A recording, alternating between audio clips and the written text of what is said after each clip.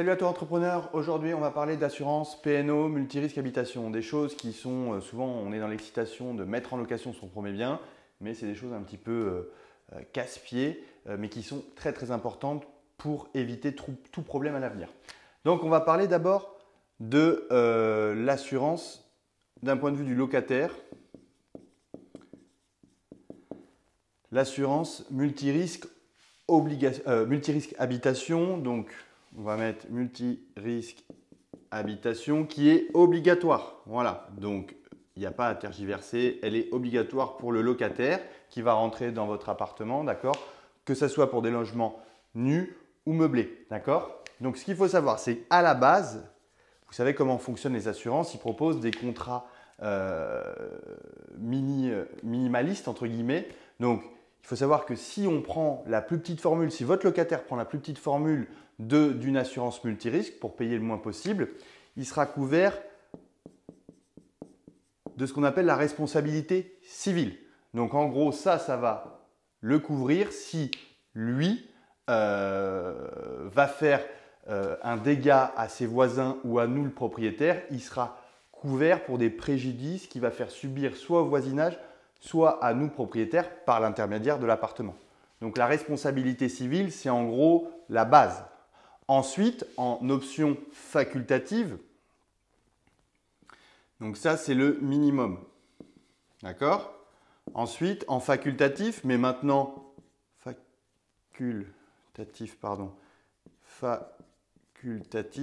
mais maintenant toutes les assurances, car en général l'inclut dans le pack minimum, il va y avoir ce qu'on appelle la responsabilité civile vie privée,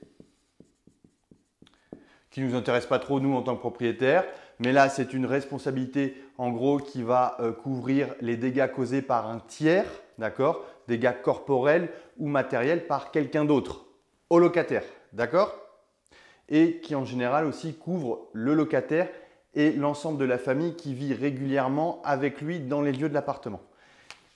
Et également ce qu'on appelle la couverture du dommage au bien.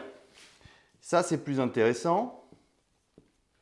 Donc ça, on va le mettre un peu entre parenthèses, la responsabilité civile vie privée et la couverture dommage au bien. Donc ça, c'est une couverture, c'est l'assurance multirisque habitation va prendre en charge les biens du locataire, et je précise bien, les biens du locataire en cas de souci d'inondation, incendie, de problèmes électriques, de vandalisme. Après, ça dépend des options que prendra le locataire avec son assurance. Mais voilà, en gros, ça c'est le minimum, je le mets là, facultatif. Après, il y a d'autres options, garantie confort concernant le locataire toujours. Pour une assistance à domicile, s'il a un dégât des eaux dans son appartement, quelqu'un il va pouvoir avoir une assistance téléphonique, un relogement de secours, ou également il y a des options d'assurance pour des problèmes juridiques, quand il y a des conflits juridiques avec les voisins ou le voisinage. Mais ça, on ne rentre pas. Donc ce qu'il faut retenir, c'est que l'assurance multirisque habitation que le locataire doit prendre obligatoirement, selon les options qu'il va prendre, soit on va être sur à minima de la responsabilité civile qui va protéger le locataire s'il fait des dégâts vis-à-vis du voisinage ou vis-à-vis de nous propriétaires par le biais de l'appartement s'il fait des bêtises, entre guillemets, pour parler simplement. Et qu'après, en option facultative au sein de son contrat d'assurance, il aura la responsabilité civile vie privée, les dommages aux biens. Nous, c'est les dommages aux biens qui nous intéressent, mais c'est les biens personnels. Et c'est là où le bas blesse. D'accord? Donc ensuite, pour nous propriétaires, il y a ce qu'on appelle l'assurance PNO, propriétaire non occupant. D'accord?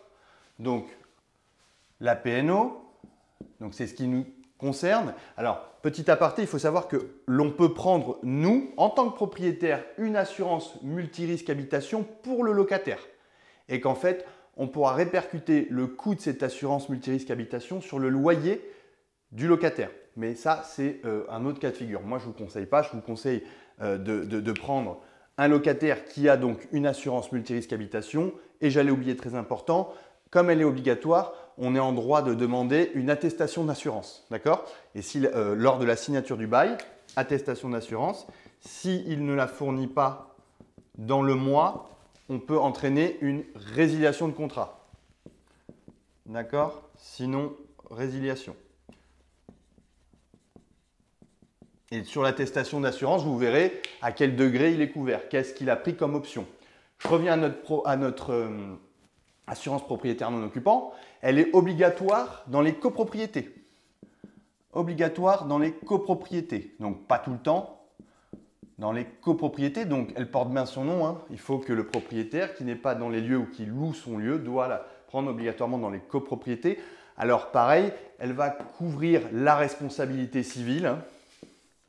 Ça, c'est la même chose. Alors, la responsabilité civile, là, d'un point de vue du propriétaire, c'est-à-dire qu'en gros, si par exemple, il y a un vice de construction ou si on n'entretient pas bien son appartement et que suite à ça, ça cause des problèmes au locataire, là, vous voyez, on fait l'effet inverse, eh bien, la responsabilité civile de la PNO nous couvrira, d'accord?